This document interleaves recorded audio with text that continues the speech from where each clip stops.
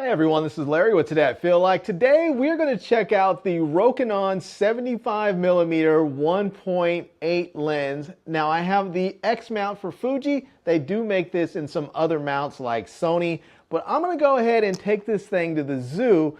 Not that the focal length is really set up for the zoo, but when I go inside to some of the exhibits, I rarely shoot in there because I don't have a fast lens. But I think this lens might be a good combination of both focal length and lens speed to be able to work. So let's head to the zoo, shoot some photos, and take a look. All right, here we go.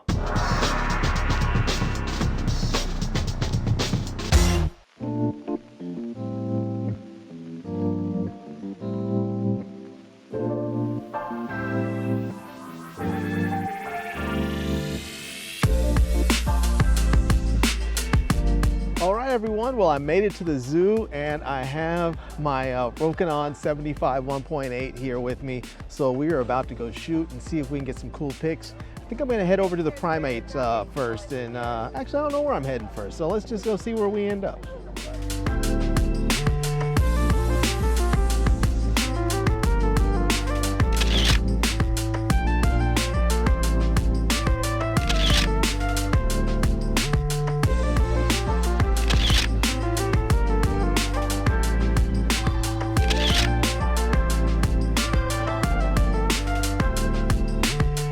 All right, well, I went into the pachyderm section where the elephants are, but it wasn't very exciting because, well, I don't know, it's just not a very exciting, exhibit in there to see the elephants. So it's better to see them outside, but we're looking for inside stuff today. So we're gonna keep on pushing and see where else we can find to get into.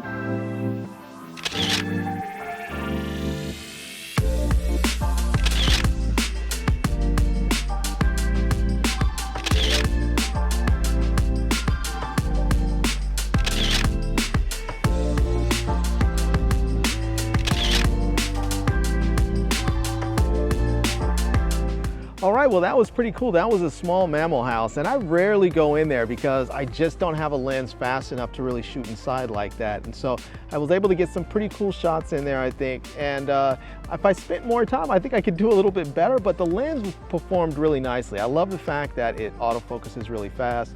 It has a minimum focusing distance that's pretty long. It's about 27.2 inches, or I think it's like 63 centimeters, something like that, 63, 69 centimeters. So it doesn't close focus at all, so you're not gonna do any macro work. But what it's great for when you're at the zoo is that it's not gonna focus on the glass, the windows that are close to you, because it just can't focus that closely. So it's really gonna lock onto those animals really, really nice. So yeah, all right, well, let's keep on going to see if we can get some other cool shots.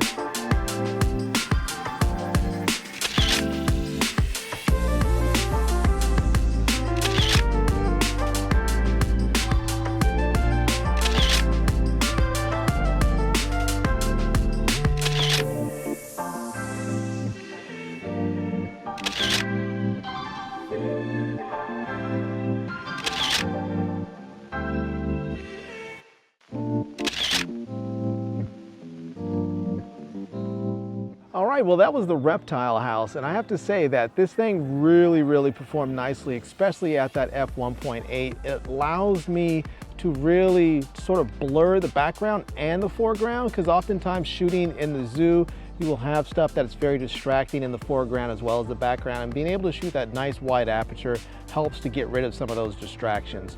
Now, this is the first time that I really felt that the very long minimum focusing distance really hurt me, and that's because in the reptile house, a lot of the reptiles, a lot of the animals are a bit closer to the glass. Some of them have just smaller exhibits and displays overall, and so you can actually get a little bit tighter shot of them if you were able to focus in with a shorter minimum focusing distance. So at times I actually had to back up away from the glass and actually to get the shot in focus. So yeah, all right, well, I think we've seen plenty, so let me just take this thing home and you know, wrap this thing up and tell you my final thoughts on it.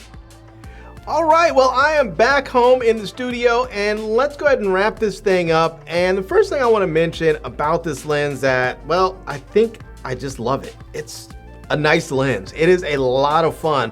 The focal length, I think, is fantastic for a lot of different situations. That 75 millimeters on a crop frame sensor is going to give you about 112 millimeters as a, you know, a 35 millimeter equivalent. So it's going to have a fair amount of reach in those sort of portrait length, you know, situations. Also, I just loved it. Like, I went to the zoo. I loved it for that because I was able to shoot inside where it was pretty low light. And those situations I just don't generally shoot in because I don't have any fast glass. But I love the fact with that 1.8, I can really blur out the glass in the foreground so that you're just looking at the animals. The one downside again is that it doesn't really have a short focusing distance. It's sort of a long focusing distance, which really has its benefits and its drawbacks. One is that you don't have to worry about a lot of rack focusing when you're trying to shoot through glass or shoot through a fence or something. But on the other side, if the animal is fairly close to you, you're not really going to be able to focus in on it without having to back up, and that can cause some issues if it's pretty close to glass. So there you go. Anyways, I think it's fantastic. I'm going to leave links to it down below in the video description so that you can check it out. I'm also going to leave links to my Amazon page, my social media contacts, so you can reach me elsewhere. And I hope you enjoyed seeing this video. If you did, please give it a big thumbs up, and please subscribe to this channel and follow me on Instagram. And I am Larry with Today I Feel Like. Thanks for coming back to see me. Come back and see me soon. And until next time, love, peace, and hair grease. Peace.